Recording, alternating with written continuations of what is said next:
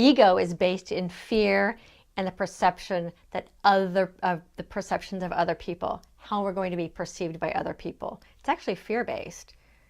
Self-love is genuinely loving ourselves no matter what. Self-love then equates to self-respect. Yes. So when we love ourselves, we honor ourselves, we respect ourselves, we forgive ourselves, we cherish ourselves. And in that, we learn how to protect ourselves when we need protection. And all of that stems from self-love.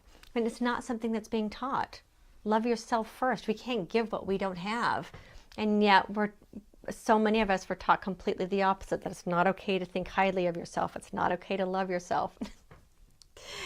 And that's what we need more than anything, is to start when we're really small and knowing that it really is okay to love everything about you. And it doesn't mean that you're better than anybody else. It just means I am perfectly okay with who I am. Wow, what a different concept that is from what we were raised with. Yeah. To love ourselves was evil and selfish and egotistical and bad and wicked. To even like yourself. To even like yourself. I loathed myself. I hated myself so much I tried to kill myself. Well, that's sort of a tradition, wasn't it? Yeah. I fantasized about it for about 2 years. Didn't even have the guts to do that. I really, that was another one I beat myself up over, that I didn't even have the guts to kill myself. Well, we're sure glad that you didn't, because the concept of punishing and degrading a child to that extreme, punishment and degrading and condemning a person has no value whatsoever except one of control and maliciousness. It has no other value. Right. So it's a logical thing, if people really knew, that to degrade and to devalue a human being really degrades and devalues them, because it says more about them than anything else. Yeah. And what's really interesting is that as long as we degrade and devalue other people, it's part of it continues that pervasive belief that some people are worth less and worth more, and we'll always have that dichotomy of lower class, poor people, and the rich class, because there is that belief that some people need to be degraded. And when you're raised in an environment in a childhood where you're constantly bombarded with degradation, your ability as an adult to rise up out of that is much more difficult. It's possible. You and I have proven that it's possible. Yes, it is possible. It's a lot harder than if you had parents who were supportive. Right. You know, it is possible. It's a little more work. It's a little more challenging. And you and I are here to teach other people that you can. It doesn't matter what your story looks like. You can rise above it and create a life you absolutely love. Sometimes in the depth of the most rotten story comes the greatest incentive and inspiration to get out of it. Yeah, so it's so funny. People would say to me, oh, that you were so courageous to leave as a teenager. That took so much courage. And I laugh and say, no, I was just desperate. But I had this great insight a couple of years ago that sometimes that's what courage looks like. Yeah. A lot of people say that if you're afraid, you can't be courageous. I object. I think that courage means you're going to go, fear and all, no matter what. You're going despite it all. Yeah, very much so. And a lot of times courage comes out of desperation, that you are so desperate to make a change in the world, whether it's your personal world or the world as a whole, that you will do whatever it takes. That's what courage is. Courage is actually based in love, not fear. Yes. So fear would keep you stuck in that place. And courage says, not anymore. I refuse to be afraid anymore, and it pushes through that barrier. That's I amazing. am worth more than this. So anybody listening out there, realize that courage is in you, fear and all, but the courage is there. Actually, we were born with it. We were born with it. We wouldn't walk. We wouldn't talk if we didn't have courage. That's right. We're born with it. It's in there. It's in every one of us. It's what allows us to break through those barriers. If we didn't have courage, we would have never gotten up and walked. We would have never crawled. We would have never spoken our first word and tried to be understood. And it's there, just waiting for us to say, okay, I'm ready for another breakthrough. I am done with my life being like this. I deserve more than this. I am worth more than this suffering. So basically, what happens to the human being when they start forfeiting who they are from the time they're very young, and they don't even know they're forfeiting, and they become less and less and less of who they are, and that's what the problem is, because they soon lose track. They only believe the negative compound fractures heaped upon them. They have nothing to do with reality. Right. And to get back to who they are takes courage. But if they can really see that, they'll stop forfeiting their hopes, their dreams, their future, their talent, their ability to please someone that has no respect for them anyway. Right. Because somebody that would do that to you has no respect for you. No, and ultimately, they don't have any respect for themselves. Of course, of course. But because if someone had a self-loving relationship, they would never take that out on someone else. True. It starts with them, and it rolls over on everybody else. Yeah. But the victim is the child. Right. Yeah, and what's really sad about that is that also the perpetrator is in their own suffering, in their own way. They also are a victim of their own suffering. And they're projecting that onto the child because they have no idea how to heal their own suffering. So then, there's another concept. One cannot destroy, demean, and be cruel to someone without really hurting themselves, can they? It's impossible. It's impossible. So every time they project out that negative spewing, they're taking themselves down a little bit lower. And it's visible for the outsider to see that, because the one with all that negativity, it is more about them. They see them as who they are. Yeah. It's the innocent person that doesn't understand that internalizes that invokes our compassion. Right. Right. The word compassion actually means with suffering. With suffering. Yeah. So when we see someone who's suffering and we feel for them, that's compassion. Yeah. It's one of the most powerful forces that we have on the planet. Compassion is the energy literally that heals all things. So when you see some innocent soul, child, internalizing the negativity that doesn't belong to them, I just want to pick them up and hug them. Yes, because... Don't believe this people are telling you. It's their stuff. I just wish I could tell these kids don't... You know, one of the questions people ask me is, if you could go back to high school, what would you tell yourself? And I would say, don't believe their crap. Don't buy into their crap. It's their stuff. Right. That's not who you are. Because children at high school, boy, you run into the gamut of all the extremes. Yeah. You're all thrown together and nobody's really supervising all of it. And everybody's walking around trying to impress everybody else because they don't understand that they can own their own stuff and that they don't have to impress other people. Well, it isn't you. They're trying to prove it to themselves, and that's where the silly circle starts. So little games that we play inside our head. Right. Right. Yeah. Because if they were convinced they had value, they wouldn't be trying to throw it onto everybody else to convince them. They've got the problem of the conviction. Right. So you see some kids at school who are so perfectly okay with who they are. They're so amazingly supportive of other kids. I see them. Now, my daughter's in middle school, and I know a couple of kids because I've been watching them through elementary school. I know their parents. These kids are amazing. They are so supportive of all of their schoolmates. And these are kids that are so well balanced and so good with who they are. They have nothing bad to say about anybody else. That's so great, isn't it? It's so great when you see kids like that. That's a great start, because there's so many kids that are just wounded. They're little wounded warriors coming to school. Yeah. And that's heartbreaking.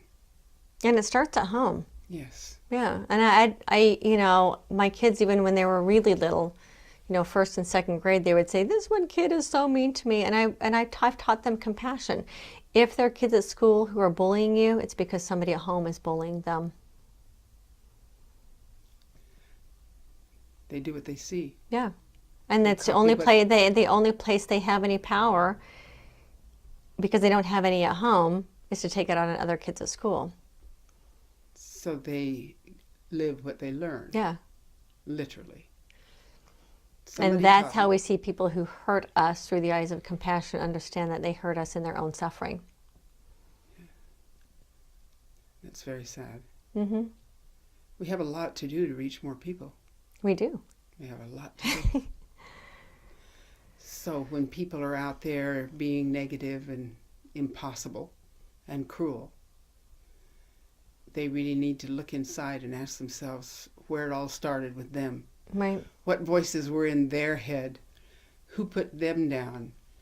And it is the only way that they can feel good and get it out to hurt someone else? I don't think so.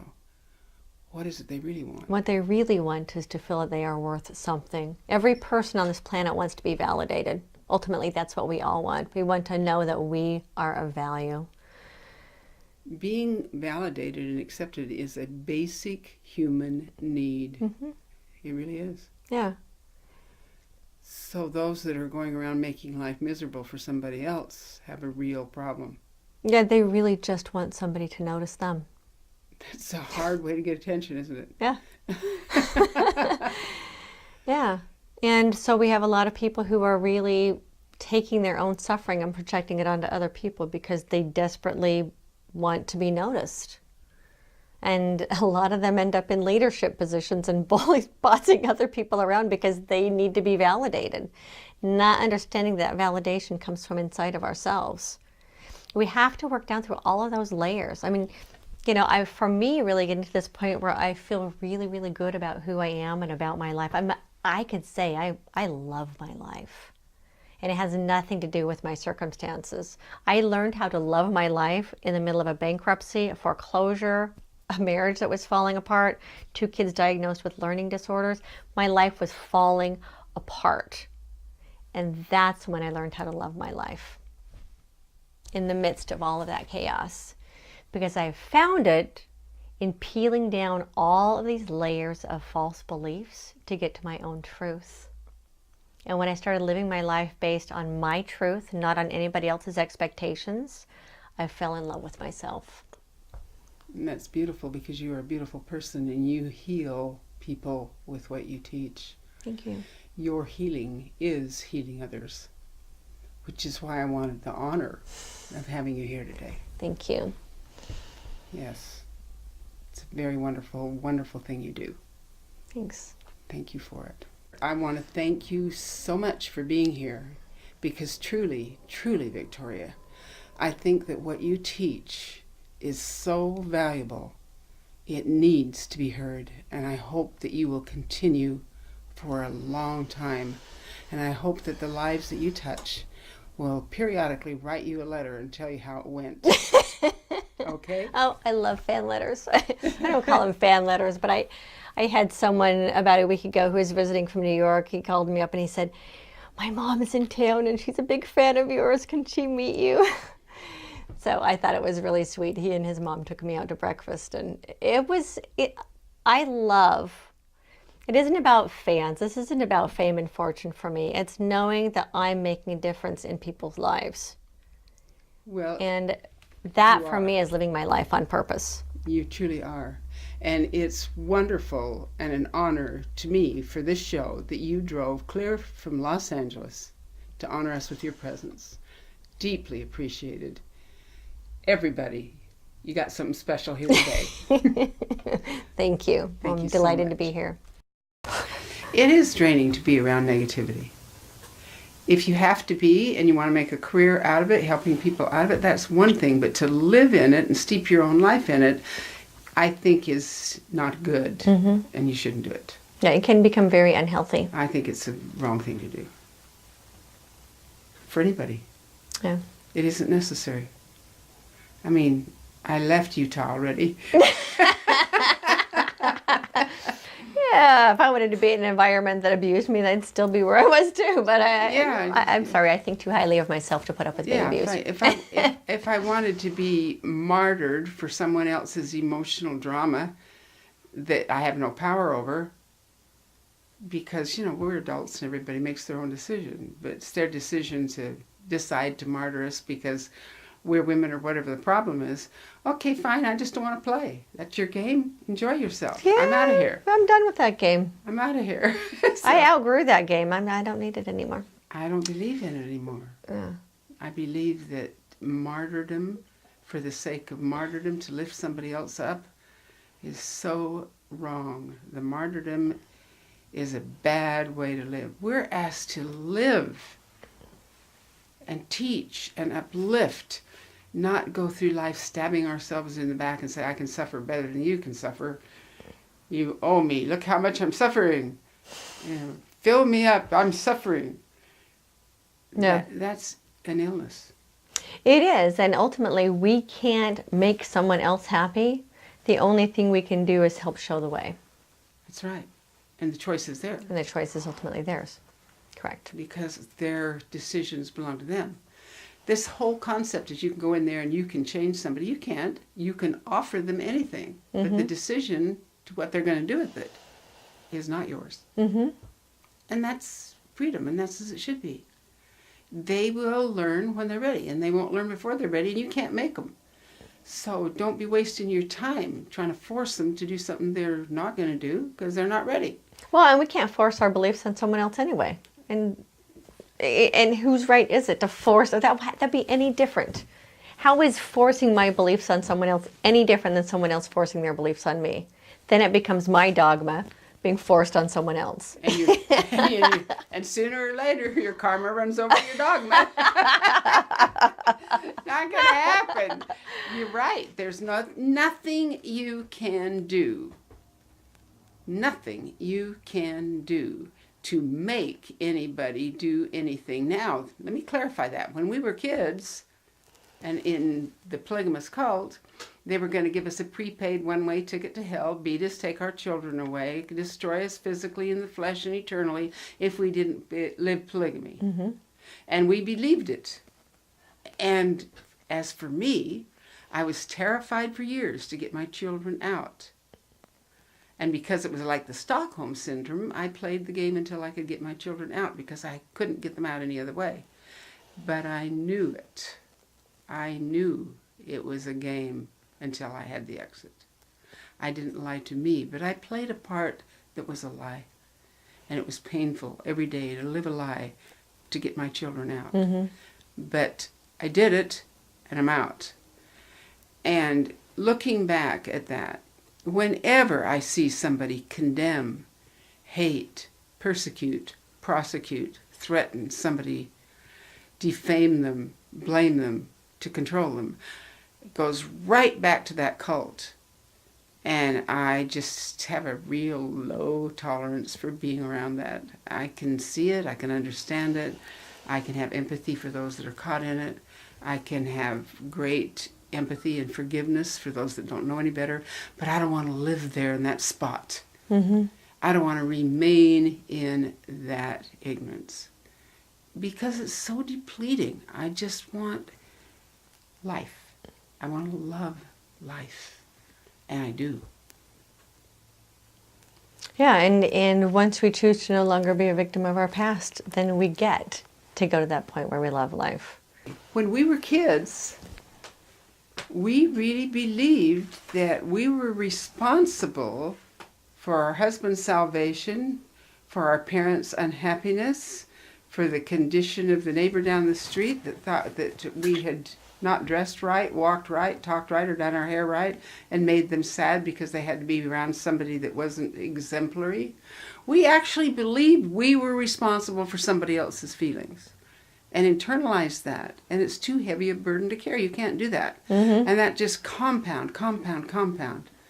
The truth of the matter is that no matter what happens to anybody in their life, the decisions they make or don't make regarding that are their choices. You can't choose for them. You can't choose their happiness, their hatred, or their joy. You can't choose that they will learn from it or despise you because of it. You can't choose that they will rise above it and say, that was hard, but this is what I learned and I'm stronger. Or, I hate you and I will never forgive you. Or, wow, that was cool. That's not your decision. It's their decision. Mm-hmm. And we're not responsible for someone else's decision. And if we can just get that through our heads, we might begin to understand that we can love ourselves, forgive ourselves, respect ourselves for our choices. Because after all, what we do tells us more about who we are than anything we'll ever say. Right. Absolutely. And what we do is always, like the mouth can say whatever it wants. What's inside of us is ultimately what comes out in our actions. Yes, it does. Yes, it does. I look at the cult leaders, what they said. Oh, yeah, what they said and what they did were two very different things. And the more I research it, the more I realize, wow, it's so two completely different things. And just look at them. You can see several leaders that you know of now right in your head that were the only prophets on earth of different cults who had the softest, sweetest, most loving vocabulary and presence when they were in their preaching, teaching, loving, leading, conniving, thieving, swindling role. And that persona was a confidence game, and they stole millions of dollars. And neither you nor I or anyone that really grew up seeing the horror of the lives that destroyed can ever forget that the part they played and the part they lived were not at all the same. Mm-hmm. It was a confidence game. And we played a no confidence game. Oh, we were just little pawns. Oh, but we had no confidence. This magnificent chess game they were playing as the kings of the game, and we were just little pawns. But see, look at the concept of sadist and masochistic roles. The women were the masochistic roles that we accepted to get to heaven. One cannot play without the other. One side of the coin is not without the other. They were the sadists, of course, with their sweet talk in public and their horrible thievery and destroying lives in the name of God in private. We were masochistic. We internalized that. We accepted it. We decided to lay down our lives and die for somebody else's happiness that we had no control over. Mm-hmm. We decided to martyr ourselves and take our martyrdom to heaven. Now, I realize I'm talking about the real extreme. But break the extreme down, whether the problem is little or big. It's the same problem. Mm-hmm. And the answer is exactly the same. It doesn't matter how big it is or little it is. The answer is the same. Do you look at yourself in the mirror and say, I never respected myself. Of course they never respected me. I must stop. My beginning of being whole is based on self-respect and love. If I don't love me, I have no love to give. Tell us about the interplay of how that definition that I took to such an extreme, because mm-hmm. our lives were really extreme. They were very extreme. Yes. So in the real world and everyday living, people do that to themselves on a different level every day, and because it's not that extreme, they don't recognize it as the identical same problem. You can't go from self-loathing to self-love overnight. And if for some people it's a lifetime process, for some people it's a very short process. It depends on how much you want it and how much you're willing to do the work to get there. And I guarantee you, as you know because you've done it, getting to that space is so well worth any effort. It is. And the wonderful thing is when you get there, you can look at those that can't get there yet and you can forgive them, because you can look back and say, how many years did I wallow in my ignorance? Mm-hmm. And how many years was I the masochist? Because it's all it was stupidity. And thinking that sacrifice made me good. And resenting people that made me sacrifice and took from me, but I let them. Mm-hmm. And I look at that and I say, whoa, what an education. Well, and it really allows us to then see everything and everyone through the eyes of compassion. So first we hold ourselves in that compassion in the healing process. Right. And then we're able to hold that compassion for others who we see in that woundedness. And ultimately we can hold all of humanity in compassion and see the woundedness and help heal the whole of humanity. It is possible to heal the whole of humanity, and it begins with healing ourselves. I think that once a person really understands that it really can be done, those that really want to do it are going to do it if they choose to, and there'll be a lot of people that choose to because they really want to. They don't know why they feel empty. They don't know why they feel incomplete because they're not incomplete. They haven't found their way back to their fullness of themselves. They haven't found their way back to the wholeness that they were actually born with, and which is, for me, I call that coming home to me.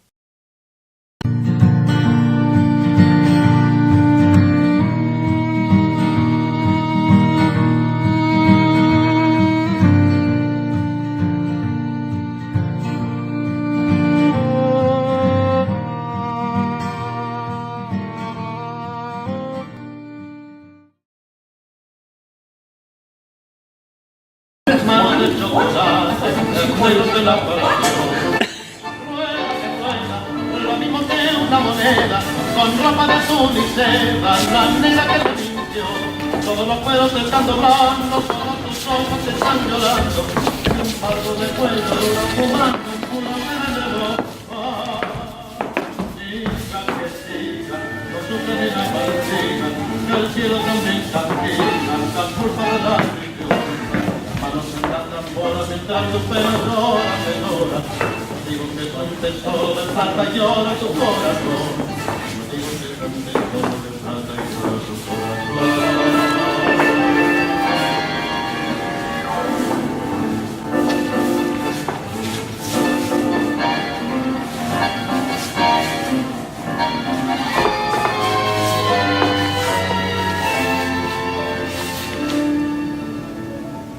Un broche y una esterlina fueron las ruinas de una pasión. Guardo con tiempo arena por rodeo de tu corazón. Plata, siempre la plata que hiere y mata sin compasión. Yo digo que una mulata por oro y plata se enamoró. Ay, date que late, que el cuero del pan se bate, con manos de chocolate, el negro que la perdió. Rueda, lo mismo que una moneda, con ropa de tu seda, la negra te le mintió. Todos los cueros se están doblando, solo tus ojos están llorando. Y un fardo de cuello duro fumando, un puro que la llevó. No sufran ni la maldita, que el cielo también castiga, la culpa de la religión. Manos en la tambora mientras tu pena llora, que llora. Digo que es un tesoro de plata, lloro tu corazón. Digo que es un tesoro de plata, lloro tu corazón. Tu corazón.